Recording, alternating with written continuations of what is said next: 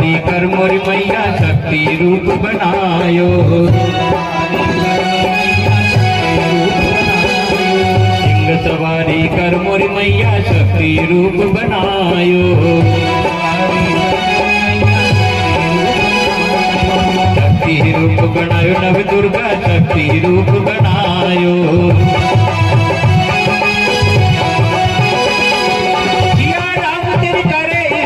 भक्त मंडल जस गायो उमर कालिनी रे भवानी मंडले गंगायो।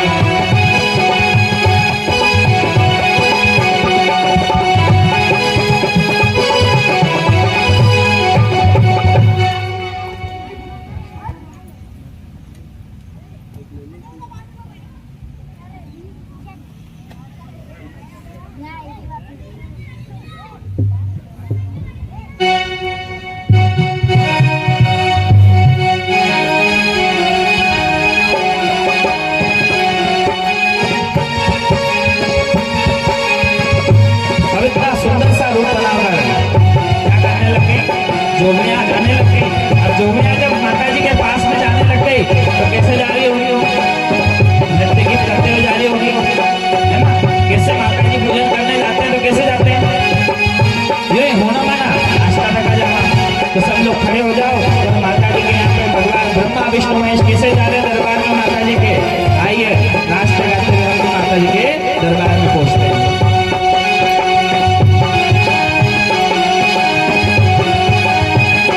मीठी मीठी मेरे सांवरे की मुरली बाजे प्यारी बंसी बाजे ओके शाम की दीवानी राधा रानी नाचे।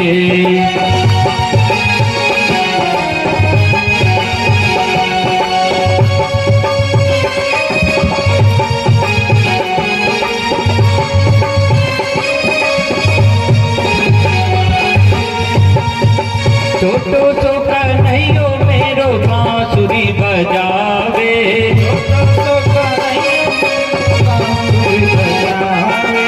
यमुना किनारे देखो रास रचावे। यमुना किनारे देखो रास रचावे। पकड़ी राधे जी की भैया हो, पकड़ी राधे जी की भैया देखो घूमर गाले, देखो घूमर गाले ओके शाम की दीवानी राधा रानी नाचे।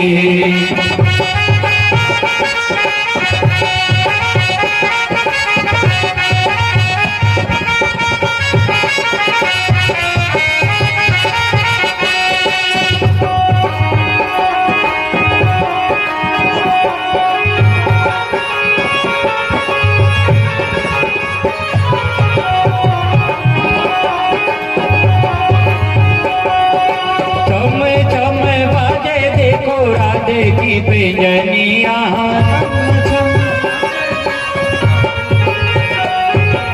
नाचे रे कन्हैयो मेरो छोड़ के मुरलिया।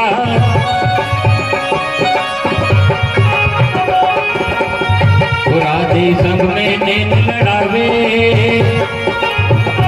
राधे संग में नैन लड़ावे नाचे सागे सागे, नाचे सागे सागे ओके शाम की दीवानी राधा रानी नाचे।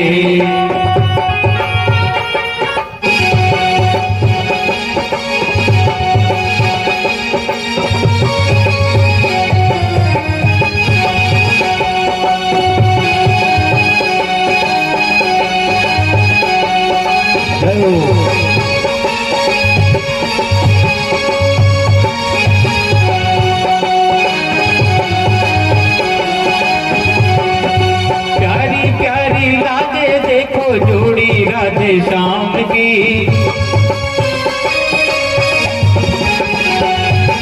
शान है या शान है ये देखो सारे दाम की।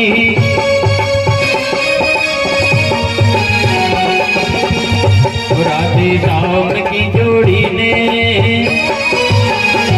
राधे श्याम की जोड़ी ने इबड़े माही राखे, इबड़े माही राखे ओके शाम की दीवानी राधा। रानी नाचे।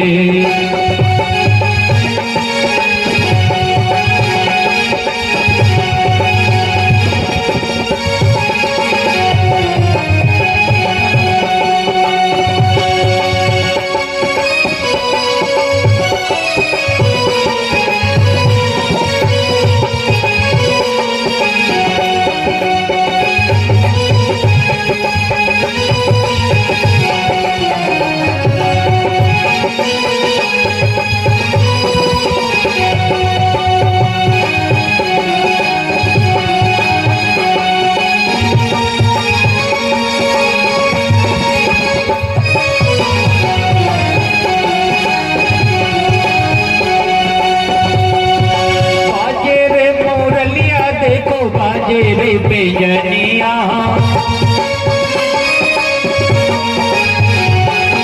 बाजे रे मुरलिया देखो बाजे रे बेजनिया।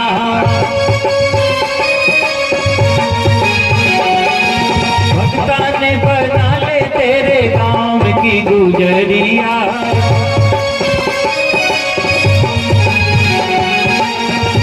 कर दे बनवारियों का,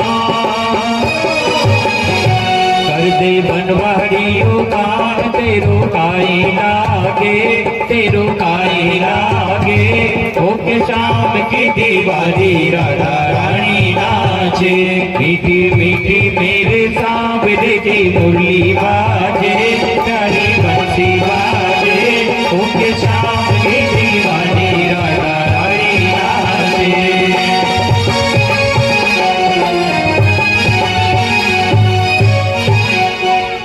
कृष्ण कन्हैया लाल की जय, त्रिदेवों की जय, जगदम्बिके मात की जय। अब महाराज ब्रह्मा विष्णु महेश 64 जोगियों के बीच में जब इस प्रकार से जब चलने लगे कि भगवान ब्रह्मा जी जो हैं वह सुंदर से हंस के ऊपर बैठकर जोगनी का रूप धारण कर सफेद वस्त्रों को पहनकर चले हैं। भगवान नारायण पीतांबर को ओढ़े हुए, पीली सी साड़ी पहने हुए और बड़े से मोहनीय चाल के साथ में आगे चल रहे हैं। और भगवान शंकर भगवान ब्रह्मा विष्णु के पीछे पीछे आगे की ओर चल रहे हैं। अब इस प्रकार से, जिस प्रकार से कभी आपके घर पर शादी का कार्ड आया हो, है ना, न कटे नी भी आए हुए, न शादी में चली गया हो। अब शादी में चली गया, हमें और ने पहचाना कहीं का घर शादी है। अब शादी को कार्ड नहीं आयो, अपना घर पत्रिका नहीं आई, न शादी में घुसी गया साथ। तो जैसे वणी का घर मान जाओ, वणी की नजर पड़ेगा तो कहीं देगा, डर लगेगा कहीं पकड़ी नहीं ले, अपना ने बांधने निकाल दे, अभी बेइज्जती हुई जा अपने। आज यही डर किसको लग रहा है? भगवान ब्रह्मा विष्णु महेश को लग रहा है कि कहीं माता जगदम्बिका की नजर अपने ऊपर ना पड़ जाए, माता राज राजेश्वरी ललिता त्रिपुर सुंदरी की नजर अपने ऊपर ना पड़ जाए, न वो अपन को पहचान नहीं जाए कि ये तो महिलाओं के बीच में 3 पुरुष आए हुए, कि ये तो जोगियां नहीं है, ऐसा पता नहीं पड़ जाए। आज यही विचार करते हुए उन जोगियों के बीच में छुप के इन तीनों बैठे हुए हैं। अब जहां बैठे माँ राज राजेश्वरी माता ललिता त्रिपुर सुंदरी का वह भव्य सभा है, उस भव्य सभा में देखते हैं उनका उत्तम ऊंचा सा आसन बना हुआ है।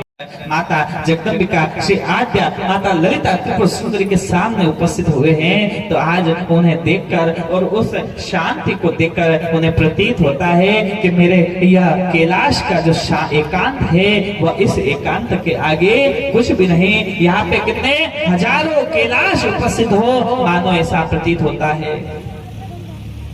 और वह कहते हैं कि हे देवी, मैंने सुना है कि मूल से ज्यादा क्या प्यारा होता है?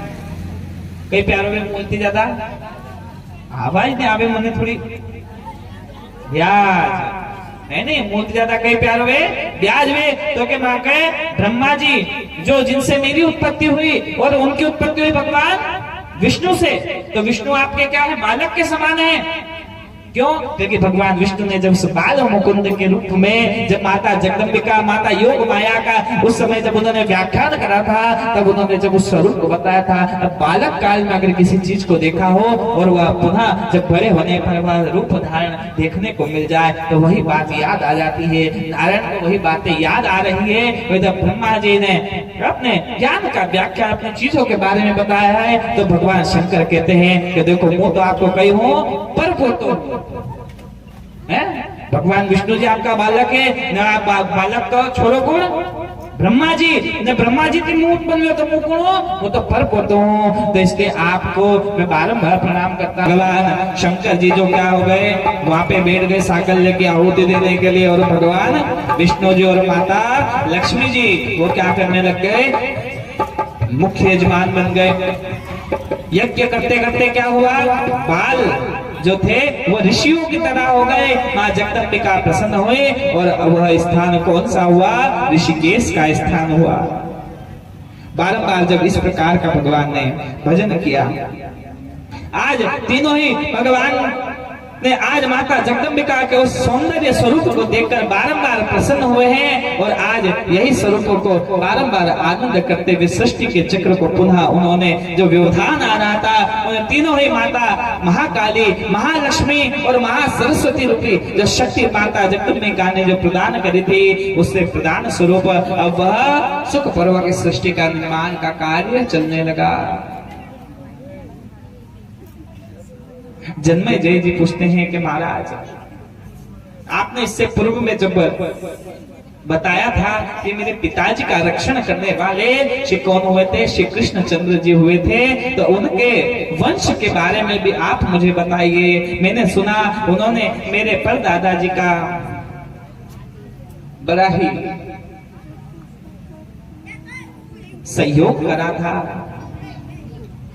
तो किस प्रकार से है यह मुझे बताइए। उनके वंश की क्या लीला है यह भी मैं सुनना चाहता हूँ। जब इस प्रकार के वचन व्यास जी महाराज के सामने जन्मेजय ने उपस्थित किए हैं, तो आज उन शब्दों को सुनकर आज व्यास जी महाराज बारंबार गदगद हुए हैं, और वो अपने पुत्र शुकदेव के उन वचनों को याद कर आज जन्मेजय को बताना काम करते हैं कि हे जन्मेजय, तुम जानते हो कृष्ण कुल की वृद्धि किस प्रकार से हुई। कृष्ण कुल में वसुदेव शूरसेन के पुत्र हुए थे, और उन्हीं के कुल में जो है भगवान कृष्ण का अवतार हुआ था। इन्हीं के जो माता थी, जो शूरसेन जी हैं, उनका विवाह किससे हुआ, माता देवकी से हुआ। और यह देवकी का साथ में जब विवाह होकर जब जा रहे थे, तब एक आकाशवाणी हुई कि हे कंस, ये जो जिसको तू बिठा कर लेकर जा रहा है, इस देवकी का ही पुत्र तुझे मारेगा, और इसका 8वां गर्भ अनिष्ट है। जब इस प्रकार के आकाशवाणी हुई, तो उस आकाशवाणी को सुनकर कंस क्या हो गया, भयभीत हो गया। उसने उसी समय खड्ग निकाल ली, और खड्ग निकाल कर क्या करा, उस देवकी और वसुदेव के ऊपर तान दी कि यही मैंने मृत्यु प्रदान कर दूंगा। और वसुदेव जी ने क्या करा, उसे वचन दिया कि जैसे ही मेरे पुत्र की उत्पत्ति होगी, मैं वह पुत्र तुम्हें प्रदान करूंगा। ऐसे करते करते करते करते क्या हो गए, 6 पुत्र मृत्यु को बार-बार प्राप्त होने लगे। जब 6 पुत्र मृत्यु को प्राप्त होने लगे, तो हे वासुदेव और देवकी के मन में आज विचार करो, अगर किसी के संतान की उत्पत्ति हो और कोई आता ताई उसके संतान का वध कर दे, तो आप सभी भी माताएं हैं, आपकी भी संतानें होंगी। आप विचार कीजिए, अगर आपके बालक को कोई एक चांटा भी मार दे तो आपको कैसा लगता है। उन माता पिता के बारे में विचार कीजिए जिनकी आंखों के सामने 6 पुत्र एक एक कर मृत्यु को प्रदान कर दिए। उस पापी कंस ने जब इस प्रकार मृत्यु दी है ना, तो वह बार-बार भयभीत हो रहे हैं। जब 7वां गर्भ आया है तो 7वें गर्भ के आते ही अपने गुरुदेव गर्गाचार्य जी महाराज की याद आने लगी है कि मेरे इस विपदा से निवारण करने वाले मेरे गुरुदेव ही हो सकते हैं। इस जग में तारने वाला कौन है? वह गुरु ही हो सकता है। तुलसीदास जी महाराज रामायण में लिख कर गए हैं, रामचरितमानस में लिख कर गए हैं कि 4 व्यक्तियों से कभी भी भेद नहीं छुपाना चाहिए। कौन कौन? अपने गुरु से, वेद्य से। अगर वेद्य को अपनी सच्चाई, अपनी बीमारी के बारे में जान नहीं बताएंगे, ज्ञान नहीं देंगे, तो वह न जाने कौन से रोग की गोली देगा और उसके कारण क्या होगा, वह रोग सही नहीं होगा और व्यक्ति क्या होगा, मृत्यु को प्राप्त कर जाएगा। अपने राज्य कार्य का जो सचिव हो उसे क्या करना चाहिए? सत्य बताना चाहिए। वह सोचता रहे कि अरे हमारे राजकाज में बहुत धन है, बहुत हमारे मित्र देश हैं, और वह क्या हो जाए, आगे जाकर लूट लिया जाए। वह सभा के अंदर मालूम पड़े कि हमारे यहाँ पे राजकोष ही खत्म हो गया है, न जाने किस राजा का आक्रमण हो जाए। इसलिए सचिव को भी सदैव सत्य बताना चाहिए। और जो कि अपनी माता जो है ना, वह क्या करती है, अपने पुत्र को 9 माह पूर्व से ही जानती है, उसकी सभी वस्तुओं के बारे में जानती है, तो उसे सब कुछ बताना चाहिए। माता कितनी कुलता हो पर सत्य छुपाना ना चाहिए। इसलिए माताओं को सत्य बता देना चाहिए। अपनी माँ को तो पता होना चाहिए और अपने गुरु को पता होना चाहिए। क्यों? क्योंकि गुरु बिना भव निधि न तरही। आज गुरुदेव को जब याद करा है तो गर्गाचार्य जी महाराज ने देखा है और उन्होंने देखा है कि यह जो है इस पुत्र की सुरक्षा के निमित्त में आपको क्या करना चाहिए, श्रीमद देवी भागवत के आख्यान को करना चाहिए। और इधर गर्गाचार्य जी महाराज की इस बात को सुनकर वह कहने लगे कि यह कंस है, यह कोई धर्मात्मा व्यक्ति थोड़ी है कि हमें पूजे पाठ करने देगा उधर कारावास में। अरे अगर ऐसा होता तो मेरे उन नवजात 6 बच्चों को मारता नहीं, यह अवश्य उन्हें भी मृत्यु प्रदान करेगा। इसलिए यह कोई हमें धर्म कर्म नहीं करने देगा। यह तो उन नारायण का क्या है, वेरी है। इसके सामने कोई धार्मिक कार्य नहीं कर सकते, यह पाप आत्मा है। अगर ऐसा नहीं होता तो यह इसके पिता उग्रसेन जी को भी इस कारावास में नहीं डालता। हे ब्राह्मण देवता, आप हमारे गुरु हैं, आप हमारे कुल गुरु हैं, आप ही कोई उपाय कीजिए, यह आपका ही कार्य है, आप ही सब कुछ कीजिए। मैं जब यहाँ से बाहर निकलूंगा तो आपको पुरुषवार दक्षिणा दूंगा और मेरा जो बालक होगा वह सदैव आपका ऋणी रहेगा। जब इस प्रकार के वचन जब कहे तो गर्गाचार्य जी ने महाराज ने अस्तु कहा है और वह सुंदर सा माता जगदम्बिका के श्रीमद देवी भागवत का पारायण उन्होंने प्रारंभ करा है। जब वह प्रारंभ करा है तो आज उसका प्रताप हुआ है कि जो 7वां गर्भ था वह क्या हो गया है, माया ने संकर्षण कर दिया है, रोहिणी के गर्भ में पहुंचा दिया है। और उस रोहिणी के गर्भ से आज एक बालक की उत्पत्ति हुई है, वह बल में बलिष्ठ है। इसलिए वो जो प्रथम बालक हुआ है उसका नाम ऋषियों ने बलराम रखा है। बोले बलदाओ भैया की। और इधर समय व्यतीत होने लग जाता है। वह कंस बारंबार मन में दुखित हो रहा है, विचार कर रहा है कि यह 7वां गर्भ था, यह कैसे गिर गया।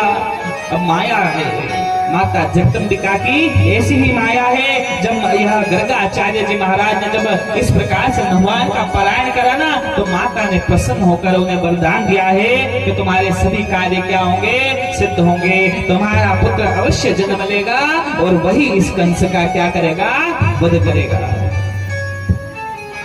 ये माता जगदम्बिका वरदान देकर गई है। और जब ये वरदान देकर गई है तो सभी देवता लोग आज उस वरदान को सिद्ध करने के लिए नाना प्रकार के भगवान नारायण के कार्यों को सिद्ध करने के पृथ्वी धराधाम को पाप से मुक्त होने के लिए सभी देव अपने अपने स्वरूप को धारण करते हुए जन्म धारण कर रहे हैं। और भगवान नारायण ने भी अपना शुभ समय जानकर आज जन्म धारण करने का मन में विचार करा है। और जब जन्म धारण करने का मन में विचार करा है तो उस विचार को जानकर सभी देवतागण बारंबार हर्षित हो रहे हैं।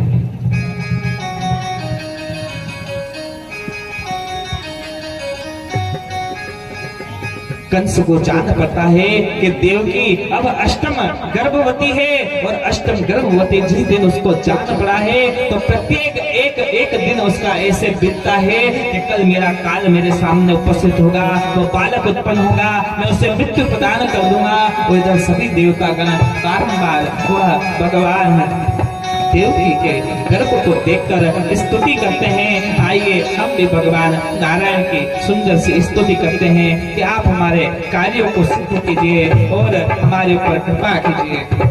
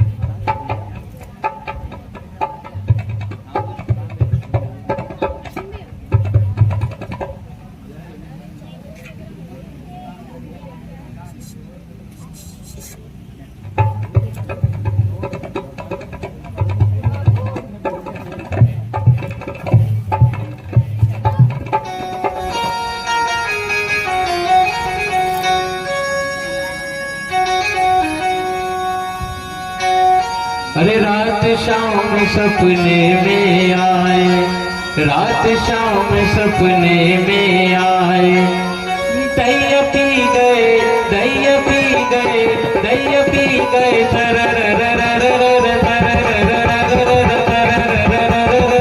रात शाम सपने में आए, रात शाम सपने में आए।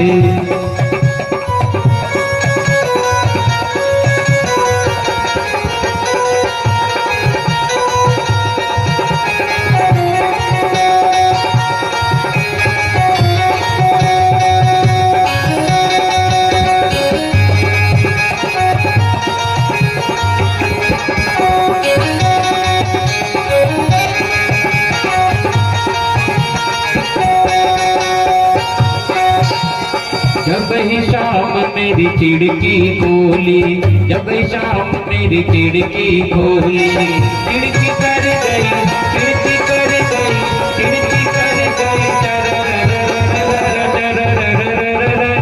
रात शाम सपने में आए, रात शाम सपने में आए, दैया पी गए, दैया पी गए, दैया पी गए,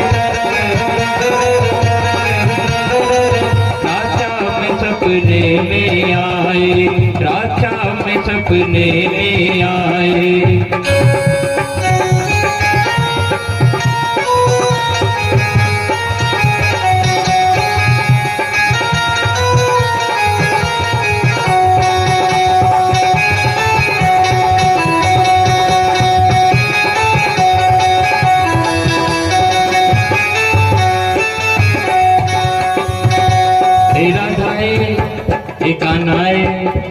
राधाए हीरा पन्ना मोजड़ी पैर गोकुल में तुई तुई दिखे रे, राधाए हीरा पन्ना मोजड़ी पैर गोकुल में तुई तुई दिखे रे।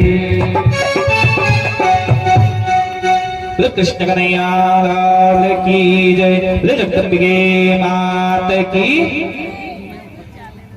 जगदम्बिके मात की। हाँ थोड़ी आवाज आनी चाहिए कि नींद आवा लगी है।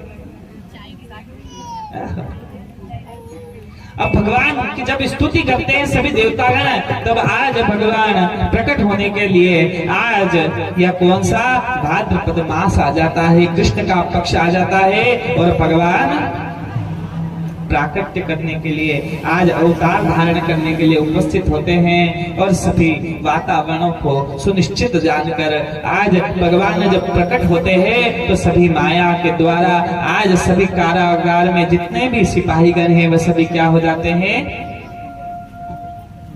वह सब शैया को प्राप्त हो जाते हैं। और जब शैया को प्राप्त हो जाते हैं तो इधर वसुदेव जी के हाथ की बेड़ियां खुल जाती हैं और बेड़ियां जब खुल जाती हैं तो इधर भगवान वसुदेव उस नवजात शिशु के रूप में जो कृष्ण हैं उन्हें वह उठाते हैं और उठाकर अब विचार करते हैं कि इन्हें कहाँ लेकर जाऊं। उन्हें याद आती है कि मेरे मित्र नंद जी के यहाँ पर मैं छोड़ आता हूँ, उनके यहाँ पे भी संतान की उत्पत्ति होने वाली है, तो वहां से मैं उन्हें लेकर आ जाऊंगा और अपना बालक वहां पर छोड़ कर आ जाऊंगा। आज यही विचार कर आज अपने मस्तक पर एक टोकरी में उस बालक को बिठाकर आज अपने मस्तक पर धारण कर वसुदेव जी अपने उस कारागार से बाहर निकलते हैं और आज उस माया के विस्तार को देखकर बोले जगदम्बिके मात की जय। आप विचार कीजिए वह कारावास की सारी बेड़ियां माता जगदम्बिका के आशीर्वाद से क्या हो गई है, टूट गई है, सारे बंधन खुल गए हैं और भगवान वसुदेव जी टोकरी में उस बालक को बिठाकर आज आगे की ओर यमुना नदी की ओर आगे बढ़ने लगते हैं। तो आज यमुना नदी में जब पांव रखते हैं तो आज यमुना नदी में जब पांव रखते हैं ना तो आज यमुना नदी भी विचार करती है कि आज भगवान मेरे समीप में आए हैं तो मैं उनके चरणों को छू लेती हूँ। धीरे धीरे धीरे धीरे जहाँ पर पांव मात्र घोड़े घोड़े तक था वहां पे आज पांव कहाँ तक आ गया है, मुख तक आ गया है। क्यों? क्योंकि भगवान के चरणों को छूना है। आज ऐसे आगे बढ़ता जा रहा है तो भगवान ने भी मन में विचार करा है कि अगर ये पानी ऐसे ही बढ़ता रहा तो यह पिताजी को माता यमुना क्या करेगी, डुबो देगी। उनके साथ में मैं भी यहीं डूब जाऊंगा। आज ऐसा विचार कर मस्तक पर उस भगवान तो विराजमान कर आगे की ओर बढ़ने लगते हैं और आगे की तरफ जब बढ़ते हैं तो उनको देखते देखते देखते उनके चरणों का स्पर्श जब यमुना जी में होता है तो उस यमुना जी को स्पर्श कर ही वह यमुना नदी पुनः घुटने तक आ जाती है और भगवान नंद जी के यहाँ पर पहुँचते हैं। आज नंद जी के यहाँ पर जब वह बालक को सुलाया जाता है तो नंद जी के यहाँ पे जब बालक को सुलाते हैं तो देखते हैं कि पास में एक कन्या भी उत्पन्न है। उस कन्या को अपने साथ उस टोकरे में बिठा लेते हैं और बालक को कहाँ पे छोड़ आते हैं, नंदी जी नंदग्राम में छोड़कर आ जाते हैं। जब नंदग्राम में जब छोड़ने के लिए वह जाते हैं तो उन्हें बारंबार उनके मुख को देखते हैं। अरे खुल गए सारे ताले, वह क्या बात हो गई, जब से जन्मे कन्हैया करामात हो गई, जब से जन्मे कन्हैया करामात हो गई। कन्हैया जी बड़े सुंदर है हमारे, पाबंदी खाना जन्म ही गाना, वो दोपहर का जमाना पुराना, ताले लगाना घर बिठाना, वो कंस का जुल्म जाना, उस रात का दृश्य भयंकर था, उस कंस को मारने का डर था। बादल छाए उमड़ाए बरसात हो गई, जब से जन्मे कन्हैया करामात हो गई।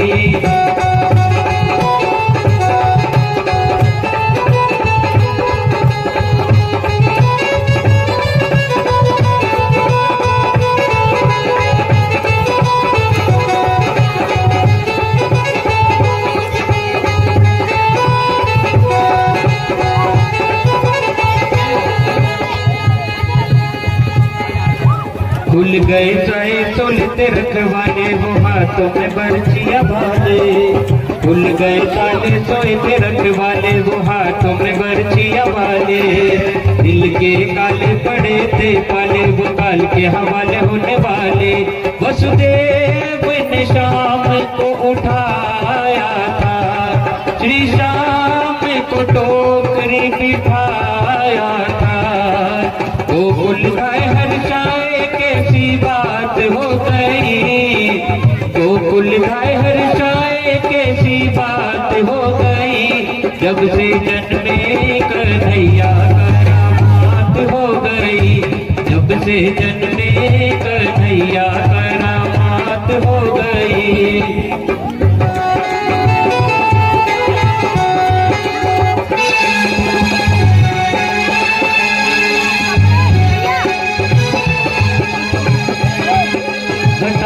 कारी अजब मतवारी, वो टोकरे में मोहन मुरारी।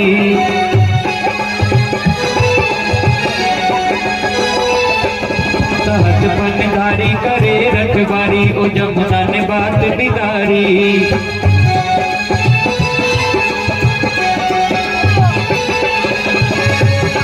शाम आए हैं भक्तों के हितकारी, इनके चरणों पे जाऊं मैं बलिहारी। जाऊं बलिहारी हमारी मुलाकात हो गई, जब से जन्मे कन्हैया करामात हो गई। जब से जन्मे कन्हैया करामात हो गई, जब से जन्मे कन्हैया करामात हो गई।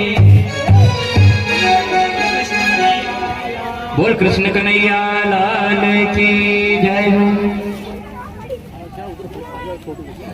अब इधर जब कृष्ण भगवान को वहां पर लिटा कर गए और वहां से क्या कर कर आए, एक बालिका को लेकर आए।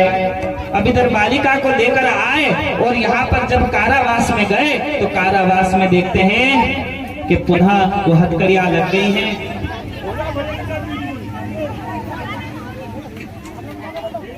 पुनः हथकड़ियों को देखकर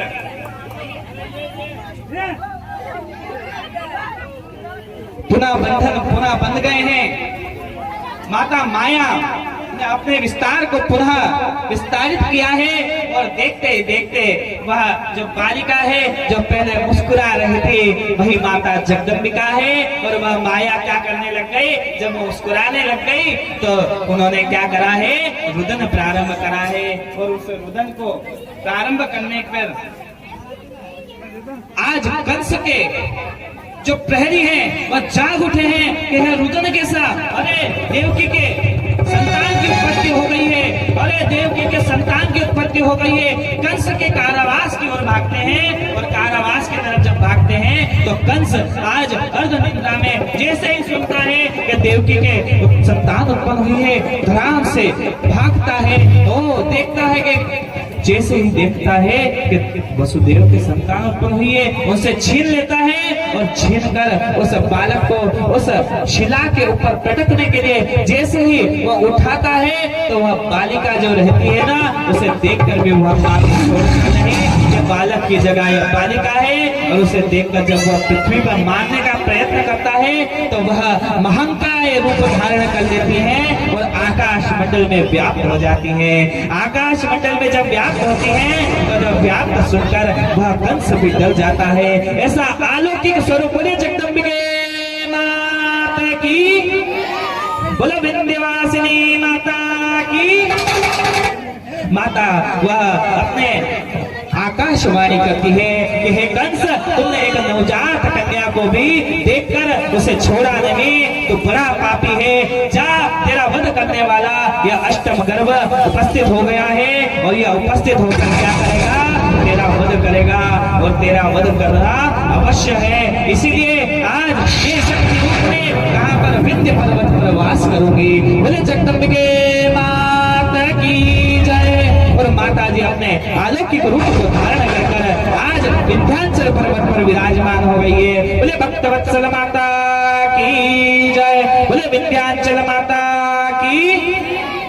आइए माता जी के उन चरणों में बार-बार हम प्रणाम करते हैं और आज माता जी के उस निवेदन करते हुए कि हे माता जी, जिस प्रकार आपने भगवान कृष्ण के उन संकटों को हरा, उस कारावास में उनकी बेड़ियों को तोड़ दिया। ऐसे ही हमारे भव बंधनों को काट देना और हमारे सभी प्रकार के दुखों को दूर कर देना। हे माता जी, आप बड़े ही दयालु हैं। और ये जो देवकी और वसुदेव जो है ना, ये कोई सामान्य नहीं, पूर्व जन्म के ये वसुदेव जी कश्यप जी हैं और यही अदिति माता है जो देवकी बनी है। और जो सप्तम गर्भ जो आकाशित किया है, वह जो आकाशित किया है वह इसलिए कि वही उनके पूर्व जन्म की माता सुरसा है, जो कि कौन है, नागों की माता है। इनके बीच में आपस में डाह हो गया था, इसी वजह से आज इन्होंने इनका रूप धारण करा है।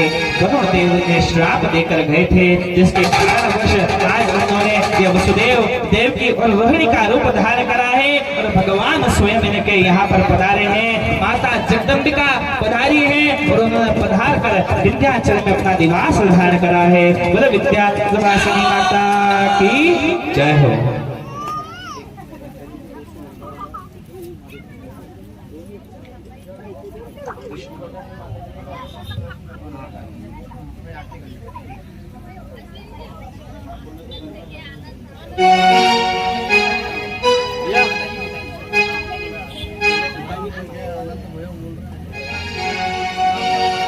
नंद में नंद घरा नंद भयो, जय कन्हैया लाल की।